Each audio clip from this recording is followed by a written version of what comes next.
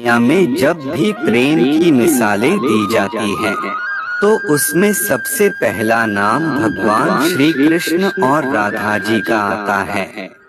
धार्मिक ग्रंथों के मुताबिक श्री कृष्ण को अपार प्रेम का प्रतीक माना जाता है और पुराणों के अनुसार ऐसा बताया जाता है कि श्री कृष्ण की 16,108 रानियां थीं, जिनमें से रुक्मणी और सत्यभामा उनकी सबसे मनपसंद रानियां थीं। इसके अलावा ये भी बताया जाता है कि श्री कृष्ण अपने बचपन में गोपियों के साथ गोकुल में रासलीलाएं किया करते थे, जिनकी कहानियां आज भी सबसे ज्यादा मशहूर है।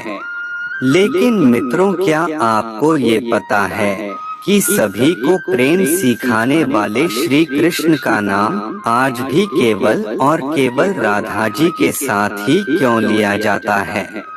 आपने जब भी कृष्ण भक्तों को देखा होगा तो गौर किया होगा कि वह हमेशा ही राधे श्याम नाम का ही जप करते हैं।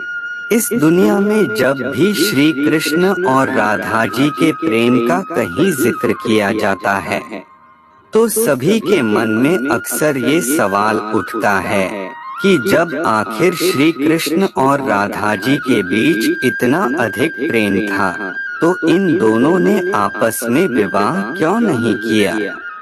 मित्रों, अगर आप भी जानना चाहते हैं कि श्री कृष्ण और राधा जी का विवाह किन कारणों से नहीं हो पाया, तो बने रहिए हमारे साथ वीडियो के एंड तक।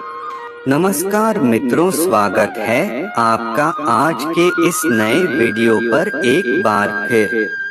मित्रों, पद्म पुराण के अनुसार ऐसा बताया जाता है कि राधा जी विश्वभानु नाम के गवाले की बेटी थीं और उनका जन्म यमुना नदी के पास रावल नाम के एक गांव में हुआ था। कुछ समय बाद राधा जी के पिता बरसाना गांव में आकर बस गए थे, लेकिन दूसरी तरफ कुछ विद्वानों का ऐसा मानना है कि राधा जी का जन्म बरसाना गांव में ही हुआ था। इसी के साथ ब्रह्म वैवर्त पुराण के अनुसार ये बताया गया है कि राधा जी श्री कृष्ण से उम्र में 5 साल बड़ी थीं और उनकी सबसे अच्छी मित्र भी थीं। ऐसा कहा जाता है कि जब श्री कृष्ण और राधा जी पहली बार मिले थे, तो राधा जी श्री कृष्ण के एक झलक देखते ही उन पर मोहित हो गई और उन्होंने कृष्ण को पहली बार तब देखा जब माता यशोदा ने उन्हें माखन खाते हुए ओखली से बांध लिया था। मित्रों, जब श्री कृष्ण बांसुरी बजाते थे तो उनकी बांसुरी की धुन सुनते ही राधा जी दीवानी हो जाती थीं और बेसुध होकर नाचने लगती थीं। इसके साथ साथ ये बताया जाता है कि राधा जी श्री कृष्ण के बांसुरी की धुन में इतना खो जाती थीं कि उन्हें अपने घर का भी ध्यान नहीं रहता था, जिस वजह से समाज के लोगों ने राधा जी को ताने मारना चालू कर दिया और इस बात को लेकर राधा जी के घर वालों ने उनका घर से निकलना भी बंद कर दिया था। लेकिन जब श्री कृष्ण जी को यह बात पता चली कि राधा जी के घर वालों ने उनका घर से निकलना तक बंद कर दिया है, तो उन्होंने ये बात यशोदा माता को बताई और वो राधा जी से विवाह करने की जिद करने लगे। लेकिन लाख कोशिश करने के बावजूद भी श्री कृष्ण माता यशोदा को नहीं मना पाए और माता यशोदा ने श्री कृष्ण को ये कहकर टाल दिया कि एक तरफ तो राधा जी उनसे उम्र में 5 साल बड़ी हैं और दूसरी तरफ उनका विवाह भी पहले से तय हो चुका है। यशोदा माता ने जब यह बात नंद महाराज को बताई तो उन्होंने भी श्री कृष्ण को बहुत समझाया और राधा जी से विवाह न करने की सलाह दी। लेकिन इतना समझने के बावजूद भी जब श्री कृष्ण राधा जी से विवाह करने की जिद नहीं छोड़ रहे थे, तब नंद महाराज श्री कृष्ण को ऋषि गर्ग के पास ले गए। और जब श्री कृष्ण ऋषि गर्ग के पास गए तो ऋषि गर्ग ने श्री कृष्ण को बताया कि उनके असली माता पिता देवकी और वसुदेव हैं, जिनको उनके मामा कंस ने बंदी बनाकर रखा है। इसके साथ साथ ऋषि गर्ग ने श्री कृष्ण को यह भी समझाया कि उनका जन्म केवल और केवल दुष्टों का नाश और धर्म की स्थापना करने के लिए हुआ है। और जब ऋषि गर्ग ने श्री कृष्ण को उनकी वास्तविकता से परिचय कराया, तभी से राधा जी और श्री कृष्ण के बीच दूरियां पैदा होने लगी। कुछ समय बाद श्री कृष्ण जब और बड़े हुए तो उन्हें कंस के बुलाने पर वृंदावन छोड़कर जाना पड़ा। कहा जाता है कि जब श्री कृष्ण वृंदावन छोड़कर मथुरा जा रहे थे तो वो चुपके से राधा जी के घर उनसे मिलने पहुँचे थे और उनसे बिना कुछ कहे ही उनको अपनी बांसुरी तोहफे में दे दी थी। इसके कुछ समय बाद ही श्री कृष्ण बड़े भाई बलराम जी के साथ वृंदावन को छोड़कर मथुरा की ओर रवाना हुए। और ऐसा बताया जाता है कि जब श्री कृष्ण वृंदावन छोड़कर मथुरा चले गए तो राधा जी उनकी यादों में फुट फुट कर रोती थी और समाज के दबाव में आकर उन्हें ना चाहते हुए भी अपने पिता के इच्छा के अनुसार किसी और से विवाह करना पड़ा था। ऐसा बताया जाता है कि श्री कृष्ण के जाने के बाद राधा जी का विवाह माता यशोदा का भाई प्रयाण से हुआ था और राधा जी को अपनी एक अलग दुनिया बसानी पड़ी थी। राधा जी का विवाह होने के बावजूद भी जब उन्हें श्री कृष्ण की याद आती थी तो वह अक्सर बांसुरी बजाकर उनकी यादों में लीन हो जाया करती थीं। वैसे मित्रों, श्री कृष्ण और राधा जी का विवाह न होने के पीछे दो कथाएं और भी प्रचलित हैं, जिसमें पहली कथा के अनुसार ये बताया जाता है कि ऋषि शुक्लाचार्य भगवान विष्णु से भी ज्यादा ज्ञानी थे, लेकिन इसके बावजूद भी देवराज इंद्र शुक्लाचार्य के बजाय भगवान विष्णु को अपना गुरु बना लिया था।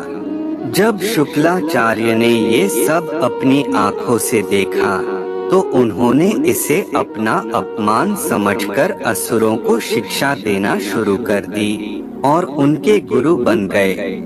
असुरों का गुरु बनते ही शुक्लाचार्य ने देवराज इंद्र से अपने अपमान का बदला लेने की ठानी, लेकिन उनके सामने ये समस्या खड़ी थी कि ये देवताओं को तो तवामारता का वरदान मिला हुआ था, लेकिन राक्षसों को ऐसा कोई वरदान प्राप्त नहीं था। इसी वजह से राक्षस कभी भी देवता से नहीं जीत पाते थे। इस समस्या को सुलझाने के लिए असुर गुरु शुक्राचार्य ने भगवान शिव की घोर तपस्या की और उन्हें प्रसन्न किया। इसी के साथ साथ शुक्राचार्य ने भगवान शिव को ही अपना गुरु बना लिया। भगवान शिव को अपना गुरु बनाते ही शुक्राचार्य ने उनसे मृत संजीवनी वरदान पाने की सोची। मित्रों, आपको बता दें कि संजीवनी वरदान एक ऐसा वरदान है जिससे किसी भी मरे हुए इंसान को वापस जिंदा किया जा सकता है। मृत संजीवनी वरदान के लिए जब शुक्राचार्य भगवान शिव की तपस्या करने जा रहे थे तो उन्होंने सभी राक्षसों को अपने माता पिता ऋषि भृगु और काव्य माता की कुटिया में रहने के लिए कहा, ताकि उनके होते हुए कोई भी देवता राक्षसों को नुकसान न पहुंचा सके। जब देवराज इंद्र को ये बात पता चली तो उन्होंने इस कुटिया पर हमला कर दिया। और हमला होते ही काव्य माता ने अपनी शक्तियों से एक ऐसा कवच बनाया जिससे कि कोई भी देवता किसी राक्षस को नुकसान न पहुंचा सके, और इस तरह से सभी देवता राक्षसों से हारने लगे। ये सब देखते हुए भगवान विष्णु ने देवताओं की मदद करने के लिए अपने सुदर्शन चक्र से काव्य माता का सर धड़ से अलग कर दिया।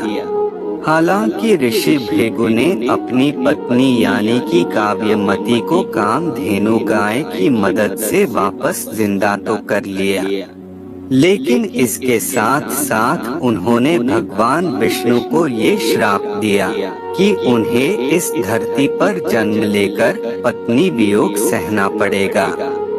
और मित्रों, बताया जाता है कि ऋषि भृगु के द्वारा दिए गए श्राप की वजह से श्री कृष्ण जी का विवाह राधा जी से नहीं हो पाया था। ऐसा इसलिए क्योंकि भगवान विष्णु ने ही श्री कृष्ण के अवतार में इस धरती पर जन्म लिया था।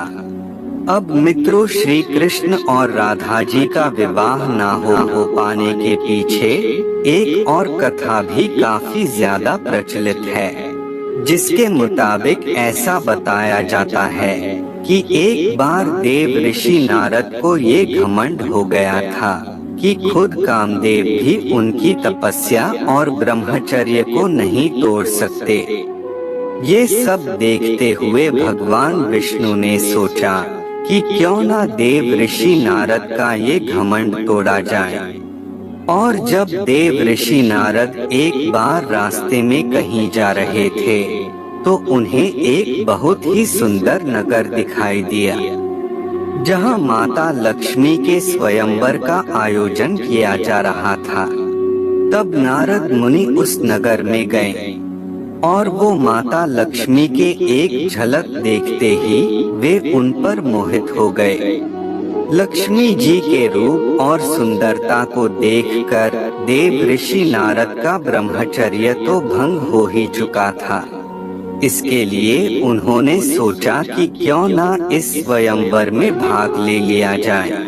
लेकिन इससे पहले देव ऋषि नारद भगवान विष्णु के पास गए और उनसे कहा कि आप अपना सुंदर रूप मुझे दे दीजिए और मुझे हरि जैसा बना दीजिए।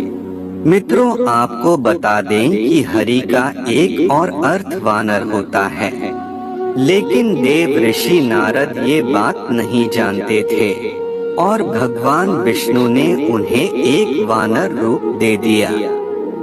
जब लक्ष्मी जी स्वयंवर में आई तो देव ऋषि नारद के वानर वाले रूप को देखकर उन्हें बहुत गुस्सा आया। इसी के साथ साथ देव ऋषि नारद का स्वयंवर में खूब मजाक भी उड़ाया गया।